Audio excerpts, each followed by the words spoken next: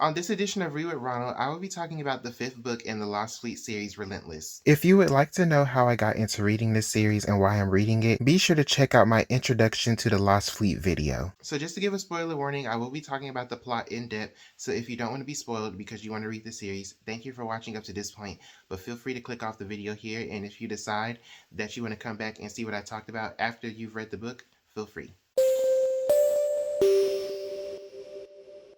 So today is November 12th. So we start off the book with Gary having a PTSD flashback when he's making his big stand in Grendel on his ship, which is named Merlin, right? He wakes up from the flashback to discover that the Syndics have arrived in Diwala. That's where they jump to from Kavalos. The Syndics have arrived, but it's not like Syndics in pursuit to attack. It's like scouts. Gary is having issues deciding where to go next. You know, they've been in Diwala for like over a day and a half. Everybody feels like that's too long for them to be there because there's really nothing there. He claims they're there to get all of the supplies that they can, but it's not really nothing there, like it's an abandoned star system. So they're really close to line space. They're like 3 jump points away from making it home. Everybody's like, why are we still here? What's going on? So Dejani comes down there to talk to him, and she's like, okay, what's going on? Why are we still here? He gives all these excuses, and she's like, look, you need to get it together. I can see that as we're getting closer, you're getting more and more concerned, and you're taking less and less risk. But sir, we need to get home. The supplies is running low, and we need to get home. We can't risk you being insecure right now. You know, she says all this respectfully because she respects Gary. And, you know, Gary kind of gets an attitude because she's speaking real stuff. And you know how people are when somebody's speaking real stuff to them and, you know, they don't want to hear it. So he and Dejani, they get into it for a little bit, but he realizes that she's right. So she tells him, you need to jump to Geraldo, which is the next star system that will take them closer to home. And he's like, oh, well, you know, it's a lot of risk going there. And she's like, look, sir, it's going to be risk no matter where we go. And none of the other options make sense. And she wants to go there because there's supposed to be Alliance prisoners of war there that they can rescue. And, you know, Gary, he's making all these excuses to not go there. But she's like, look, we need to go there. And so during this whole exchange, Gary notices like she has this thing called the Fleet Cross, which is like a super high honor awarded to like Alliance members. He noticed it when he first met her, like right after he woke up from cryo sleep. And so he asked her, how did she get it? And you know, she avoids answering the question. And she also knows that he's worried about what will happen when they get back home. Everybody's expecting him and wanting him to become a dictator, but that's not what he wants.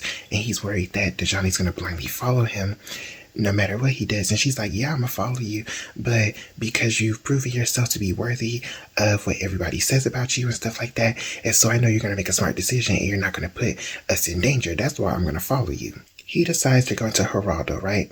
So they enter jump space. She calls 2 meetings. The first meeting is with everybody, just a little, you know, this is where we're going, this is what we're doing, you know, same old, same old. But now there's no Numos, Farizo, or Cassia, or Yin to oppose him because Fariza is dead, Cassia and Yin are dead, Numos is in jail, he doesn't know what's going on, he doesn't know anything about anything, he's just a pawn. Now taking their place is Caligo and Keela. First of all, I'm surprised that Caligo and Keela are still alive. I thought they died in the last battle and their ships just abandoned orders and started doing what they wanted to do. But no, apparently both of them survived. And Caligo's not really going against Gary. He's more so just saying stuff that nobody can disagree with. While Keela is trying to assert her dominance, she does a lot of mouthing off. She's like, we can use the hypernets as weapons. Everybody's like, no ma'am, we're not doing that. And Dwellos and Dejani, after the meeting, they're like, you know, that's not really like her. She's usually the type of person try to kiss up to people that's superior to her. You've proven that you can't be kissed up to. She's just acting like how she usually acts. And so after this meeting, Ryan stays behind to talk to Gary. She lets him know she don't got nothing about nothing as far as like his opposition within the fleet because she's kind of distanced herself from him to focus on figuring out who is heading this opposition. And so she and Dejani, you know, they trade some words because for some reason they're still acting like they're in a love triangle. Even though it's very clear that Gary wants to be with Dejani wants to be with Gary, and Ryan has said that she is out, but for some reason we still have this beef. So she's like, you need to nip this, you know, dictatorship talk in the bud now, because what's gonna happen is when we get back to the Alliance, your supporters can stage a coup in your honor, and there's nothing you'll be able to do about it. So you need to let them know now, once and for all, this is not what we're doing. And so Dejani comes up with the idea to like compare it to like what went wrong when we first started the series, which was, you know, they went out there and fell into a trap with the Syndics because it looked good, but it turned out to be a trap. And so Ryan's like, that's good. We can use that. And she lets him know, I'm going to do what I need to do for the Alliance. And if you get in the way of that, I have no qualms about taking you out. After they have this conversation, Gary and Dejani, they talk a little bit. The second meeting is with his trusted captains, which is Dwellos, Tulev, Cressida, Dejani, and Ryan is also there. And they get to talking about the alien. And Ryan suggests that the alien could wait and see what the Alliance does when they get back to the Alliance. And if they don't pop it off and, start fighting with each other and using the Syndic's hypernets, she suspects that the aliens could self-destruct the hypernets themselves and start a war that way. And she says that a big proponent of starting this war could be blowing up the Sol star system, which is where old Earth is located. And by old Earth, they mean Earth. And so I was like, oh, so this is in the future of regular Earth, which means that in this universe, God exists, which means that y'all are seriously being ghetto by praying to y'all ancestors when the living God still exists. Oh, girl. How did we get here? I know how we could have gotten here, but how did we get here? Cressida, she's developing that system that'll safely shut down a hypernet without it, doing what it does. And so they decide to come up with a list to prioritize which systems will get it, like the most important systems with hypernets that could potentially cause the war to go crazier than it already is. And so Tulev decides he's going to make this list because that way he won't be biased because he don't have a home to return to. That's basically what's going on in the story right now. This book is starting off good. We're starting off really well. I'm really excited to see what's going to happen in this book. I'm excited to finally see the people get to Alliance space and see what's going to happen when we get there. So today is November 14th. I am 1/4 of the way through Relentless. So in chapter 3, they get to hear it out, right? And they find that it's not heavily defended, but the Syndic forces that are there are still enough to be a threat if they're not careful. So Ryan suggests that they just head straight for the jump point, and Gary's like, that's not a good idea because they'll just chase after us and we'll be destroyed before we get there, right? Him and Dejani notice that the Syndics are trying to force them to go to a different star system that has a hypernet. So they suspect that the plan is for them to go to that system and be destroyed with the hypernet there.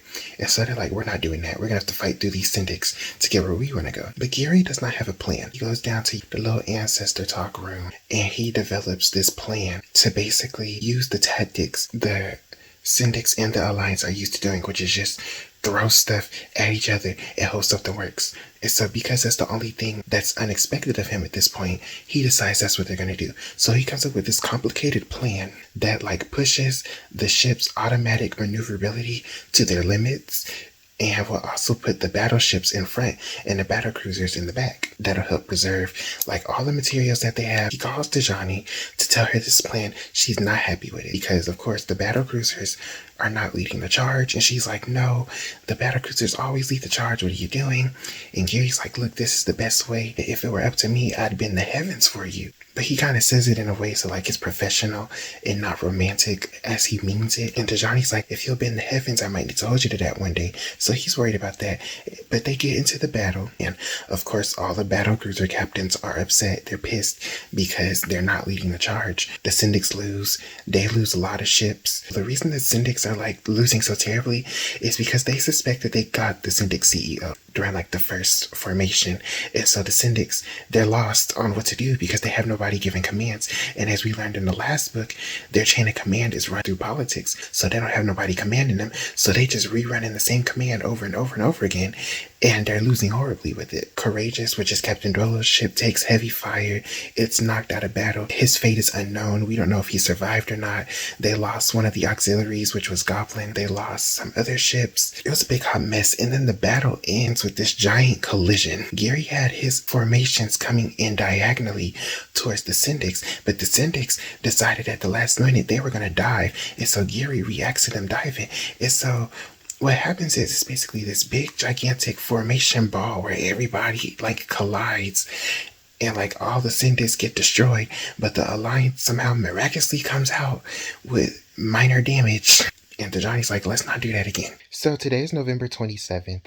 I just finished reading chapter 4. So, they just finished the battle and, they got to take some time to linger around in the star system and get their ships back together because they're hitting dire situation. They lose Courageous, but Captain Dwellos and a good chunk of the crew, they make it out of the ship, so they're still alive. They're gonna have to get rid of the ship because they can't do nothing with it. So Captain Dwellers, he's feeling kind of depressed about that. They're getting ready to free the Alliance prisoner of wars that are on the third planet in the system. They're trying to get in contact with them to negotiate the freedom, and they discover that it's a civil war going on in the system.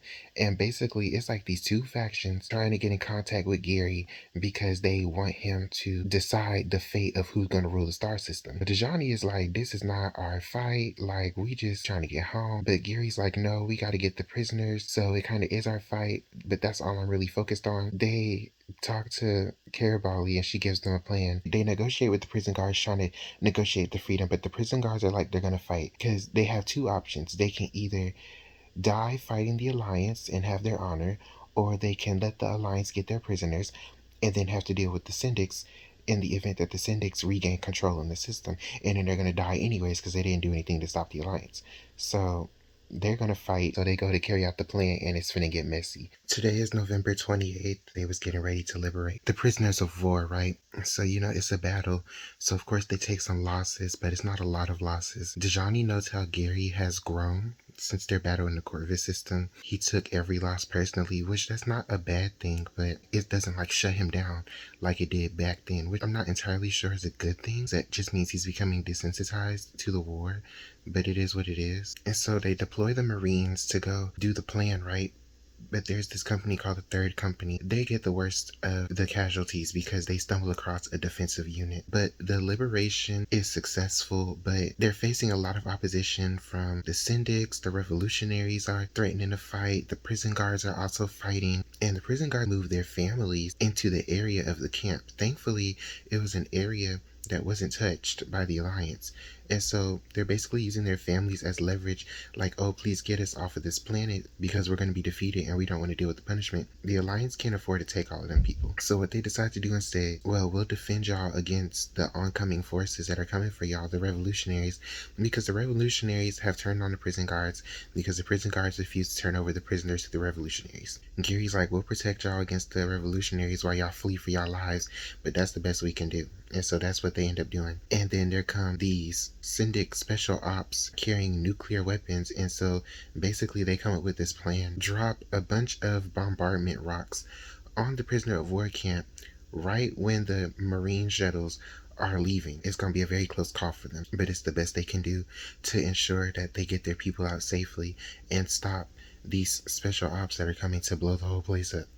So they carry out this plan, and the shuttles barely make it out. And after everybody regroups, they're heading for Padronis, which is the next star system. Gary, Dejani, Ryan, they go down there to meet the prisoners of war that have been brought to Dauntless, right? And it's this guy amongst them named Kai Finchin. He's a commander, and he was an old friend of Ryan's husband, Paul, and he served on the same ship as Paul, and he said the last time he saw Paul, he was badly wounded and being taken by the syndics for medical treatment. It's still unclear whether Ryan's husband is alive or not, but she's very clearly glad to see Kai. Gary meets this lady who knew one of the crew members off of his old ship, Merlin, and the lady ended up surviving the battle and going home and, fighting in the war some more and retiring and living to spread the tale of Gary and how amazing he was and how she was thankful to him for her life. And so that makes Gary feel happy with himself. He feels less guilty about how things went down in Grendel because of that. Then Dejani and Gary get this call from these 3 Alliance officers who were in charge of the prisoners while they were in the prison camp, begging to be arrested for their protection. They have reason to believe that the other prisoners want to kill them. And so Gary and Dejani, they decide to get to the bottom of it, and they ask Finchin what's going on. And Finchin basically says that those 3 are treasonous. They basically stopped their plan. What they had planned to do was hijack a syndic shuttle and send it off-world with some prisoners who would basically had a chance to make it back to the Alliance and tell the Alliance everything they knew about the war effort. The 3 officers, they betrayed them to the syndics. And they said that they did it because they were trying to protect the little privileges that the prisoners had, which was basically just their basic needs being met. Prisoners, they want these 3 officers because this is not their first time doing this. This was a repeated offense. They were always doing things with the well-being of the prisoners in mind, but their actions cost them the dignity of being Alliance fleet members. So the prisoners, they're mad and they want them 3 killed for being treasonous. And so Gary decides to have them transferred to Titan because that's one of the only ships in the fleet that doesn't have prisoners on it, so that way those three won't be murdered before they can get back to the Alliance and face charges for treason. Dejani had to drag all of this out of Finch and basically interrogating him. So then after they get done interrogating him the next day, Gary gets a call from this guy named Commander Vignori, who is a senior officer in the fleet amongst the prisoners, and he calls saying he's awaiting assignment. And Gary's like, what are you talking about? And he's like, oh, well, I noticed that some of your commanders are junior to me, and protocol dictates that since I'm a senior, I should get a command, and one of them should be relieved. And Gary's like, I'm not doing that. And I'm like, Gary, we trying to get home. I don't have time to be sitting up here trying to retrain another command officer to get with my fighting style when all of my commanders are already trained to my fighting style, and we trying to get home. So Gary's like, yeah, I'm not doing that. When we get home, you can find you an assignment there. And so after he gets done talking with this guy, Ryan comes in and tells him, oh, Finch has a suggestion that you tell all your captains to be harsher on the prisoners because it'll inspire them to remember their duty to the Alliance and remember who they are.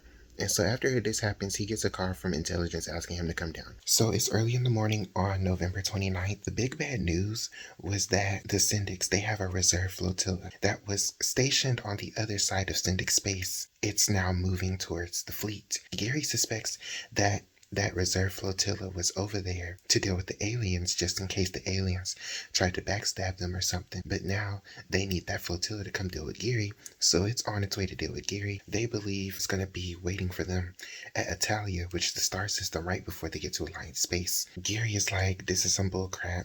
He calls a fleet conference and lets everybody know what's going on.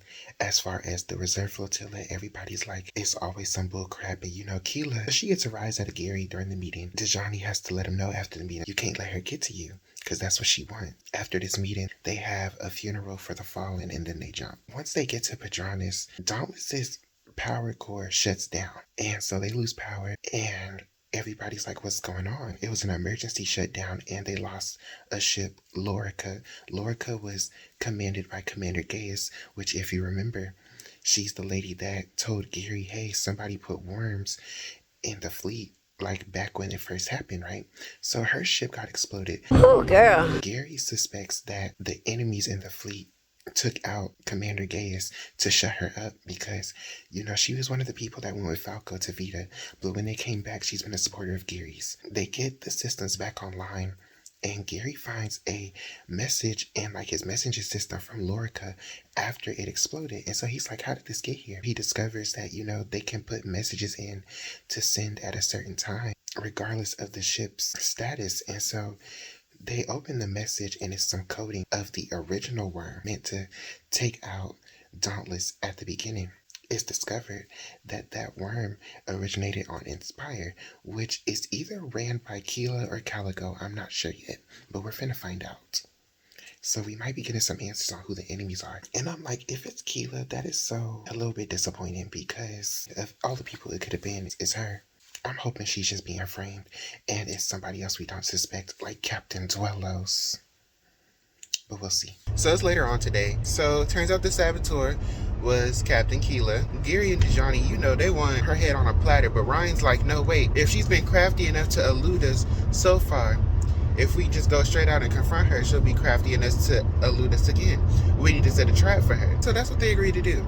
So Gary calls a conference, and he has all the captains there, and it's under the impression that they'll be given the opportunity to, if you know any information, come forward, right? Cressida is like, we need to subject everyone to an interrogation, but everybody disagrees with that because it's going to affect their honor, even though we're trying to figure out who's trying to make sure we don't make it back to Alliance space. But I digress. They're in this meeting. Everybody's trying to figure out who did it. Keela's sitting up there acting like she ain't do nothing. And then once the trap is set, Gary is like, okay, we wasted enough time. Keela, we know you did it. And so Keela, she starts being like, no, I didn't. I did not do it. It wasn't me. I don't know how this happened. I don't know how that worm came from my ship, but I need to investigate my people.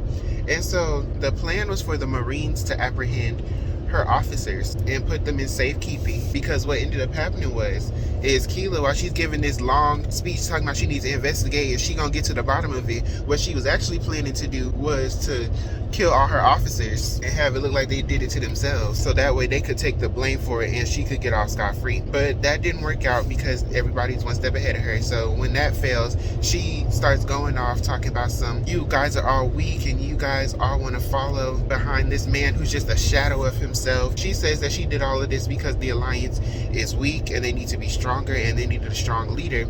And everybody's like, oh, you thought you was going to be the leader? And she's like, no, I knew I wasn't going to be the leader. I was trying to prop up Caligo as the leader. So she outs Caligo as her accomplice, and Caligo trying to sit there acting like he don't know what's going on.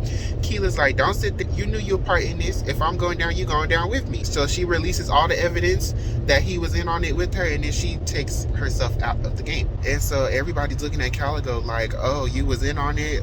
Was good. He gets arrested, and so after that happens, Dwellos is put in charge of Keela's ship. They're gonna look at somebody else to put in charge of Caligo's ship. Here he doesn't want to put Vignori in charge because Vignori is too self-righteous and he's not gonna do a good job. So they're gonna look at somebody else to put in charge of Caligo's ship, and now they got to talk to Badiah and stop these dictatorship allegations once and for all, because Ryan's like, after this meeting, I'm convinced that when we get to Alliance space, these people are going to start a dictatorship in your honor, because you've just proven how amazing you are and how great of a leader you are. So you need to take care of this. And so that's what they're finna do. Today is November 30th. I just finished. So Keela is getting the most dishonorable removal of her remains possible for being a traitor. They are literally going to dump her remains in jump space. And Caligo, he's saying whatever he thinks everybody wants to hear so that it'll keep him alive. And they're having trouble discerning what is truth and what is lies, because he has the ability to convince himself that what he's saying is the truth. So it's going to take a while to verify everything that he's saying. So Captain Dwellos is heavily affected by Keela's betrayal because, of course, they were in a relationship once upon a time. And Badiah says that he suspects that she got Caligo to help by offering herself to him. Gary ends up talking to Badiah and lets him know why he's not going to do a dictatorship. He basically tricks Badiah into believing that him becoming a dictator will allow the politicians to be more corrupt, and that's not something they want. And he makes it sound like he's considering other options to save the Alliance, which he is, but not in the way that he leads Badiah to believe that he is. And so Badiah accepts this, and Gary feels bad because he doesn't like lying, he doesn't like doing trickery, but Ryan tells him basically to get over it, but not in like a mean way. She basically says, oh, your expectations of us, we're not like the people of your time. Like, times have changed, and so have we, and it's our fault that we let our standards go, but it is what it is. So then right before they jump to Italia, Carabali actually comes and talks to Gary because she wants to know his intentions are when they get back to Alliance space. And she's basically like, she's tired of having to choose who gets to live and who gets to die. She shares this story from when she was a lieutenant, how basically in order for the Alliance to live in a situation, she basically had to make the decision to let the syndicates die and take their supplies. And so she doesn't like having to do that because she doesn't like having to make those decisions. And so she's like, if you continue to uphold your oath to the Alliance, we, the Marines, will support you. But if it comes down to you betraying your oath, then we're going to stand against you. And it's going to be a lot harder if the government wants us to arrest you, because it's going to be like, who does our loyalty lie with? So then they jump to Italia. He's concerned about the future and stuff like that. And when they get there, they discover that it's already a battle going on. They see the Alliance leaving to go to Verandal.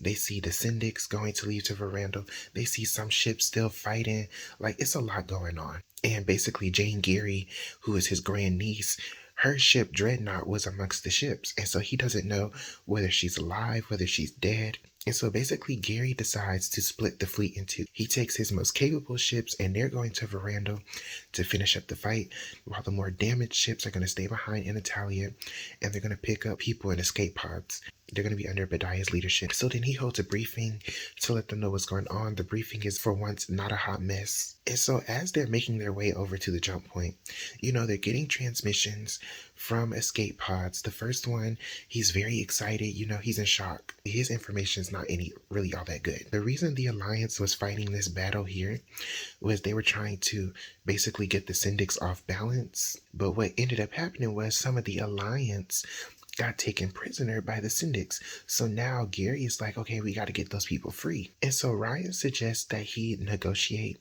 using the syndics who are in escape pods, basically saying, if you give us our people back, we won't harm them. And Gary doesn't like it, but that's the best he has to work with, so he's got to use it. And as they're getting closer to like the syndic ship that is holding the prisoners, they notice that it's damaged weirdly, and they're like, what caused it? But they don't really know. So when they get close enough, the syndic CEO is like, look, I'll give y'all prisoners back if y'all ensure that my people stay alive. And so they agree to this exchange. They exchange the prisoners, and then the syndic CEO, she allows herself to be taken prisoner too. And then as she's being taken prisoner, her ship explodes. So when she gets into interrogation, she wasn't part of the reserve flotilla. They're asking her a whole bunch of questions, but she's being belligerent at first until she can ensure that her crew is safe. And then once she's sure that they're safe, she basically starts talking about how she came from Calixa, which is where the fleet was expected to go. So they were waiting there for them. And the hypernet just started collapsing in Calixa. Like nobody was near it. Nothing was happening. It just collapsed on its own. Oh, girl. And that's what caused the damage to her ship. She basically survived the explosion and she escaped to Italia. And she told the reserve flotilla what had happened. They told her she didn't know what she was talking about, and her orders were to stay in Italia, basically look out for the fleet. And they took off to Ferrandal. The reason she wanted to be taken prisoner was because she told her crew she was going to go down with the ship while giving them a fighting chance to get off the ship. So that way they wouldn't know that she surrendered, because if they find out she surrendered, she'll be punished by the syndic government. And so after learning all of this, Gary suspects that the aliens are the ones who collapsed the hypernet in Calixa. And he, Ryan, and Dejani figure out that the reserve flotilla is going to Verandal to collapse the hypernet gate there in retaliation, because they believe the Alliance is the one who caused this hypernet collapse. And so Ryan is like, everything is lost. And it's also believed that the aliens collapsed the hypernet because they thought the fleet was there. But the fleet was not there because they stopped for like 4 days in Diwala because Gary didn't know what to do. And so that rest thankfully stopped them from being where the aliens thought they would be. And the aliens didn't know whether they were there or not because they can't track them no more. So Gary insists that they can actually stop the syndics from collapsing this hypernet by going after them immediately and having Cressida basically share her plan for the safe fail that'll allow hypernets to not be super destructive when they collapse. There's this big debate between the trustees on whether they should share this information with the syndics, because it'll be considered treasonous. But Gary makes them realize that by sharing the information, it'll basically trap the syndics. It won't give the syndics an excuse to attack the Alliance because they'll know it wasn't the Alliance who did it. The captains don't want to share the information, but they realize it's in their best interest too because it helps protect the Alliance. But they can't get clearance to the government fast enough because the government's going to try and debate it and basically shut it down. So Ryan decides that she's going to release the information because she's not part of the fleet. She's not under Gary's command, and she's a politician. So everybody will already distrust her and won't believe whether she's already done it or not. So Gary, after this meeting, takes a walk around the ship and he talks to Dejani about his feelings on the war, about his feelings on losing everything and everyone he's known.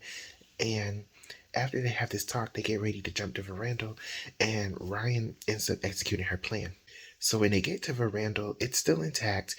The syndics have not made it to the hypernet yet, and they discover that the highest person in command of the ships there is Jane Geary. They get there, and Gary tells everybody, look, y'all need to defend the gate at all costs. That is priority. They're getting ready to go into this battle. Gary is wondering about Jane, wondering what she's like, wondering if she's going to be how Michael was towards him, but he needs to focus on the battle. So they're getting prepared for this battle. Jane acknowledges that she needs to protect the gate, but she doesn't really say anything else to Gary, and he's kind of hurt by that.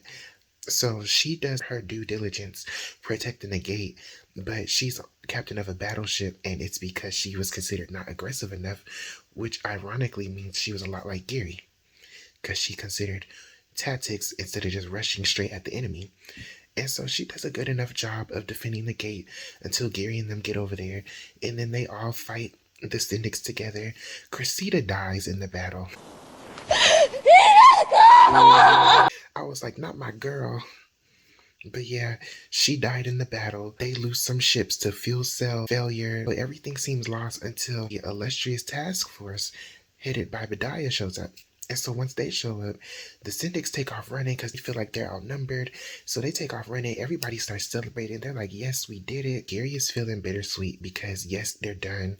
They've made it back home. But he plans to go back out because they need to launch an offensive while the descendants are still recovering in order to bring the war to an end. Jane really has not said anything to him. Ryan tells him that he needs to be prepared to talk to the governing council because they need to see what his intentions are. He is allowed to stay in command of the fleet because the admiral who outranks him doesn't want nothing to do with Gary for whatever reason. The book ends with Dejani basically telling him, look, you just need to give Jane some time. She just found out you're still alive. She's lived in your shadow this whole time. Now she probably got some things she needs to deal with, but I do know she's in contact with some of the other people in this fleet who know you, and just give her some time to come around. She'll come around. And the book ends with them deciding that they're gonna go back out to fight or they're gonna die trying. First of all, I gave the book a 5. I thought it was phenomenal. Honestly, we could have ended it here because the objective of this series is complete. They got home. But I understand why we have one more book, because even though they got home, the war is not over yet. I couldn't put it down, to be honest. It really delivered on everything I needed with this plot. Like the drama, the intrigue, the battle. It was great. It was amazing. Thank you for tuning into this video. If you liked it, give it a like, comment, and subscribe. And be sure to check out some more content on my channel. And I'll see you next time.